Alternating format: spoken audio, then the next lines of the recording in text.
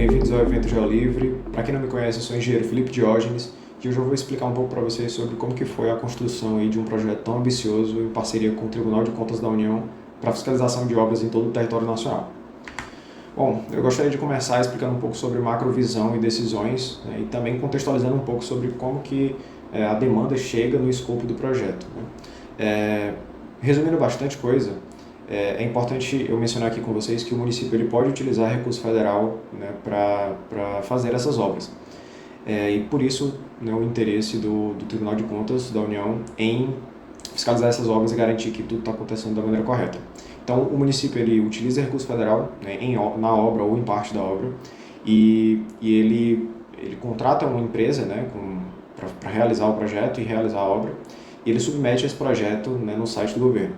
Então, esse conjunto de arquivos que eu mencionei agora é o nosso recebimento de demanda, esse primeiro ponto, né? A gente recebe esses arquivos, né, de projeto, ou seja, arquivos feitos por empresas, né, que fazem o pavimento, né, lá no local, que foram contratadas, e a gente começa todo o processo analisando essas informações.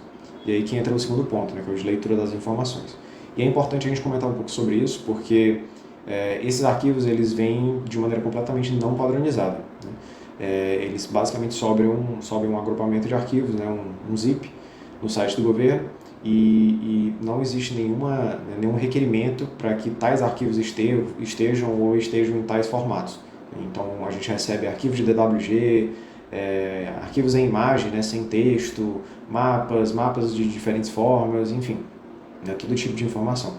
Então, a gente tem que, de alguma forma, pegar todo esse input, né, toda essa entrada caótica, vamos dizer assim, e sair com uma informação que a gente possa dar início aí no escopo do projeto. Então, a gente utilizou, né, e aí já falando um pouco sobre decisões, a gente utilizou uma combinação de agentes de IA, né, para que a gente pudesse fazer a leitura aí dessas informações. E essa é uma parte muito interessante do projeto. Inclusive, acho que eu poderia dizer que só essa parte, né, de leitura de informação por IA já é por si só uma grande inovação, né, e tem uma utilidade, gera um valor por si só, né. Então, a gente fez vários testes, né, fizemos diferentes composições de agentes, diferentes, né, engenharias aí de prompt, utilizamos IAs de diversas empresas, até chegar ao ponto de que a gente conseguiu aí ter 100% de acurácia nas informações que a IA trazia baseado naqueles projetos, né. Então, foi algo extremamente interessante, inclusive, né, fazendo desenho de mapas e, né, auxiliando na vetorização dessas obras aí no sistema. O próximo ponto aqui de macrovisão que eu gostaria de passar para vocês é o de aquisição e validação dos insumos. O que são esses insumos, né? A gente trata insumos aqui como material que vem, né, para que a gente faça a fiscalização, que vem lá do campo, né?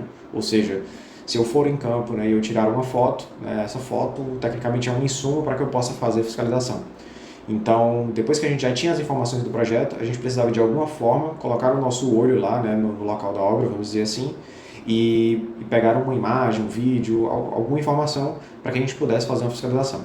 Então, eu vou falar um pouco mais sobre quais os tipos de insumo que a gente adotou, mas foi parte importante já pré-definida já no começo do projeto quais insumos a gente iria explorar, que no caso seria imagem de satélite, imagem de drone e o crowdsourcing.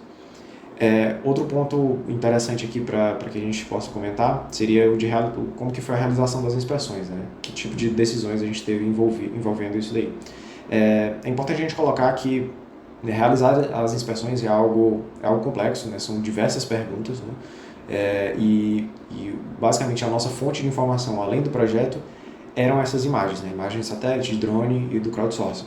Então, houve aí uma série de estudos, né? A gente realizou uma série de estudos com relação a utilizar IAs já pré-existentes no mercado ou redes neurais, né, complexas ou simples criadas por nós, né? E realmente, assim, dado o escopo, né, do projeto, o tempo e outros motivos, a gente viu que realmente a melhor opção era utilizar um back-office, que é uma inteligência não artificial e pré-treinada também, né? Porque conhecimentos de pavimentação a gente já tem, né?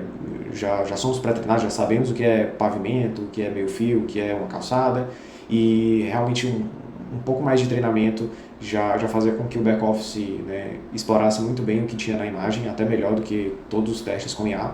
Então a gente seguiu pela opção que era mais mais confiável e mais interessante. E realmente isso se provou, né, depois. Então, esses aí são os principais pontos aí de macrovisão do projeto, para que vocês possam entender. Tudo vai meio que circular nesses 4 pontos. Bom, agora vamos falar um pouco sobre os insumos, né, as rotas tecnológicas que foram utilizadas para adquirir informação lá do local. A gente teve imagem de satélite, drone e crowdsourcing. Vamos falar um pouco sobre cada uma delas aqui. A imagem de satélite ela é bastante interessante porque o método de aquisição dela é um método simples, né, é utilizando o marketplace online, né, de empresas de imagem de satélite, né, empresas que possuem satélite. Nós também tivemos contato com algumas empresas do Oriente que faziam por demanda e não tinham necessariamente um site, marketplace, mas as melhores opções estavam realmente aí nesses marketplaces. E algo muito interessante com relação à aquisição é a diferenciação entre acervo e tasking, né? Ou seja, o que é cada coisa dessa, né? Uma imagem de acervo é uma imagem que já foi tirada no passado, né? E eles guardaram ela, né? Então a gente pode ir lá e comprar essa imagem dessa dada data e dada resolução para utilizar. Isso é muito interessante porque, por vezes, as obras elas têm um longo período, às vezes são feitas ao longo de 1 ou 2 anos, e caso a gente pegue uma imagem, né, de uma data em que a gente não tinha ainda esses arquivos e tudo mais, a gente consegue às vezes acessar imagens do passado, né, vamos dizer assim, de 2, 3, 4 meses atrás, e ver o que estava acontecendo ali. Então tem vários pontos interessantes com relação a utilizar a imagem de acervo. Já a imagem de tasking é uma imagem requisitada, né, a gente requisita essa imagem. E existem algumas complicações com relação à imagem de tasking, né? Porque, primeiro, é um custo mais elevado, porque o satélite vai fazer essa imagem baseada na sua requisição, né? Então tem um custo mais elevado, e a previsibilidade é meio baixa, né? Ou seja, a gente não tem noção de quanto que ela vem, vamos dizer assim, porque depende de vários fatores, né? Da concentração de nuvens, da disponibilidade do satélite, enfim, tem vários poréns aí que podem fazer com que a imagem demore 2, 3 meses para chegar, então não encaixou, né, no nosso escopo. As imagens de acervo encaixaram muito bem. E com relação à resolução, eu posso comentar aqui com vocês que de 30 a 50 centímetros estava atendendo às nossas necessidades. Acima disso, 1,5 metro, 1 metro, era uma resolução muito baixa e não dava para enxergar muita coisa. Né? E abaixo disso, na realidade não existem imagens de satélite abaixo de 30 centímetros. Existem de 15 centímetros, mas na verdade é um upscale das imagens de 30 centímetros de resolução. Então, faz meio que parte das de 30 centímetros que eu estou colocando aqui para vocês. Imagens de drone. Essas aqui são interessantes, né? Essas imagens, porque, primeiro, o custo delas é maior, bem maior do que a de imagem de satélite, mas a resolução fica aí entre 1 a 5 centímetros, então é extremamente preciso, assim, dá para ver detalhes, buracos, dá para ver muito detalhe na imagem, né? Então ela por si só já traz para a gente uma confiabilidade muito grande na hora da análise. Então, para alguns casos, né, para obras maiores, por exemplo, é extremamente interessante. E a gente, né, também criou aí uma interação com essa rede de fornecedores de imagem de drone, de integrar, né, essas imagens que estavam vindo com, né, a ortoimagem, no caso, com imagens do solo, né, por isso que eu coloquei aqui integração com o crowdsourcing. Ela é meio parecida com o crowdsourcing porque a equipe que a gente contratou, né, para fazer as imagens, né, para sobrevoar, também faz imagens do local, né, imagens do solo. Então, assim, as análises baseadas em imagens de drone, com essa composição, né, entre imagens do solo e imagem de cima com alta resolução, saíam, né, fiscalizações assim, incríveis e com alta precisão. Né? Então, esse foi um ponto muito interessante. E, por fim, a gente também criou uma mecânica aí de backup frio e backup quente, né, onde a pessoa visualiza no sistema, né, uma imagem com uma qualidade levemente reduzida, né, para que a gente pudesse preservar espaço de disco, mas ainda assim ela poderia ir, né, acessar o backup frio com a imagem de alta resolução já através do sistema. Né? Então toda essa mecânica aí foi feita com a intenção de favorecer quem está fazendo ali a inspeção do local, né, e também quem tem interesse em ver com mais detalhe, né, ou revisar uma inspeção, coisas do tipo.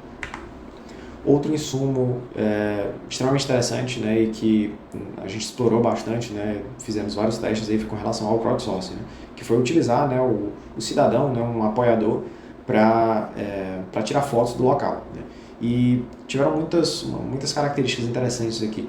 Primeiramente, a gente utilizou um web app, tá, para fazer essa tirada das fotos, né? Na verdade, o usuário, né, o cidadão, ele usa esse web app e a gente optou por um web app porque não precisava fazer download, então teve uma aceitação boa, era só ir lá, clicar no link e entrar e começar a tirar as fotos. Então vocês podem ver na imagem aí mais à direita, né, um exemplo aí de como que a gente visualizava aí a imagem lá no web app, né? A gente precisava também, né, prospectar essas pessoas, então era uma busca ativa, né, por cidadãos, né? Então a gente prospectou, utilizou um playbook, né, dedicado, padrão, para conseguir participantes, e foi extremamente interessante porque uma vez, né, e aí eu já estou adiantando esse ponto aí de rede de apoiadores, uma vez que a gente conseguia, né, mostrar para aquela pessoa que era algo sério, era também do interesse dela, né, porque é do interesse do cidadão ver se as obras estão indo bem, né, porque ele vai transitar por aquela via. Então, quando a gente conseguia mostrar tudo isso e ainda mostrar que essa pessoa seria recompensada por essas fotos, todas essas pessoas basicamente queriam fazer novamente no futuro, caso aparecesse, né? Então a gente meio que criou uma rede de apoiadores, né, com relação a isso. Então, obras que estavam acontecendo em municípios que a gente já tinha feito fiscalização, muito provavelmente teriam uma fiscalização aí extremamente rápida, né, já de outros participantes de obras anteriores. Então, eu coloquei alguns números com relação à captura de interesse, né? A gente utilizou uma estratégia de capturar o interesse, né, ver se a pessoa tinha interesse e só depois iniciar o processo com ela, né, de explicar e tudo mais, explicar como utilizar o aplicativo. E a gente teve sucesso, né, em todas as obras que a gente colocou que gostaria de ter crowdsourcing, a gente conseguiu, né, com valores aí variados de recompensa, até porque existem obras em várias ruas, né, obras que contêm várias ruas e obras em extensões diferentes, então precisou de toda uma mecânica por trás, né, relacionada aí ao crowdsourcing. Por fim, um desafio com relação a capturar essas imagens seria garantir que elas estão naquele local, né? Então a gente utilizou, né, basicamente os metadados dessas imagens, a gente criou toda uma mecânica para que as imagens viessem com os metadados e a gente pudesse analisar a coordenada delas, né? Então a gente só recebia imagens com metadados. E aí a gente utilizava isso para validar, né? Lembrando que lá naquele slide sobre macrovisão eu comentei sobre aquisição e validação, né? Não bastava apenas a gente adquirir, a gente precisava validar se aquela informação realmente procedia, né? Bom, agora vamos falar um pouco sobre o desafio aí, né, de 40 obras em 15 dias. Como que foi fiscalizar 40 obras em 15 dias, né, em todo o território nacional? Eu fiquei pensando aqui em formas diferentes de mostrar para vocês como é que foi a correria disso, né, mas realmente era muita informação e eu acho que a maneira mais interessante é pedir para que vocês façam um exercício mental, né, sobre como que seria, né, se a gente, enfim, recebesse 40 obras, né, 40 obras diferentes em estados diferentes, né, todos os estados foram contemplados basicamente do país, obras em locais extremamente remotos e de difícil acesso, e todo esse fluxo que eu acabei de comentar, né, fluxo de receber, né, de validar, né, de ler as informações dos projetos, de adquirir os insumos, de validar esses insumos adquiridos e de fazer a inspeção, né, ou seja, olhar para eles e responder perguntas, tudo isso no espaço de 15 dias. Né? Então, eu acho que só de fazer esse exercício mental já dá para ver que é coisa de outro mundo, né? Coisa inovadora mesmo. Como que eu colocaria o meu olho em 40 locais diferentes em todo o país, ainda responderia perguntas e, enfim, leria informações, né, sobre o que está naquela obra. Então, assim, foi uma experiência extremamente enriquecedora, foi uma correria também, né, garantir que tudo isso acontece, lembrando que tudo foi feito em formato, né, de MVP, e mesmo assim foram cumpridos aí as 40 obras em 15 dias, né, que era o objetivo, e isso daí definiu o sucesso do projeto. Bom, por fim, né, eu gostaria de falar um pouco para vocês sobre como que é ser um Product Owner, né, quais habilidades aí eu acho que são mais interessantes de cultivar, isso aqui principalmente para pessoas que querem entrar na carreira ou já estão na carreira e estão buscando alguma melhoria, enfim. E depois de pensar bastante, né, saindo um pouco aí do clichê de habilidades ou de certificados que já, né, que já são padrão aí no mercado, eu gostaria de dar destaque a essas 3 habilidades aí, né, que é saber escutar e sintetizar opiniões. Né? É muito importante você entender que ideias são baratas, né? Então, você não está na profissão de Product Owner para simplesmente sair dando ideias, né? você precisa ter algo além disso, né? Você precisa trabalhar mais em cima das ideias da sua equipe, né? Dos stakeholders em geral, não só da sua equipe, né? Do cliente. Então, é muito importante saber escutar e sintetizar essas opiniões. Existe até uma frase, eu não me lembro agora muito bem quem que é o autor, mas ela dizia mais ou menos que uma ideia genial é a combinação de várias ideias medianas, é alguma coisa do tipo. Então, eu acho que saber escutar e sintetizar opiniões é uma habilidade extremamente importante do Product Owner, né? Até mais do que dar ideias ou tentar criar elas na sua cabeça, você sintetizar tudo que está sendo colocado aí na mesa, né? Outro ponto interessante é prezar pela organização, né? Você vai estar lidando com a demanda de basicamente todo mundo, né? Todo mundo, com as necessidades do cliente, com as demandas da sua equipe. Então, você precisa ser extremamente organizado e garantir que as pessoas que estão trabalhando com você possam recorrer a você caso elas, né, tenham falhado em algum ponto aí com relação à organização. Então, é importante que você tenha um extremo controle disso. E um outro ponto seria saber administrar prioridades. Isso aí na vida de um PO é imprescindível, né? Pode parecer simples a pergunta de, tá, eu tenho uma demanda extremamente, né, urgente, de alta prioridade, eu tenho uma demanda de média prioridade, qual que eu devo colocar primeiro, né? A maioria das pessoas responderia a de alta prioridade, porque ela é alta prioridade, né? Mas existem nuances, né, em cada demanda. Então, se eu tiver uma demanda de alta prioridade e uma mediana, e meu desenvolvedor disser que a demanda de alta prioridade demora uma semana para fazer, mas a de média prioridade demora 30 minutos, por que não encaixar a mediana antes da de alta prioridade, né? Você pode até ganhar algo com isso, né? Em tentar barganhar algum prazo, enfim. Aí as possibilidades são infinitas, né? Então, eu acho que é extremamente importante que você saiba administrar prioridades, não se perca, né, no meio de tantas demandas e tantas prioridades. Tá?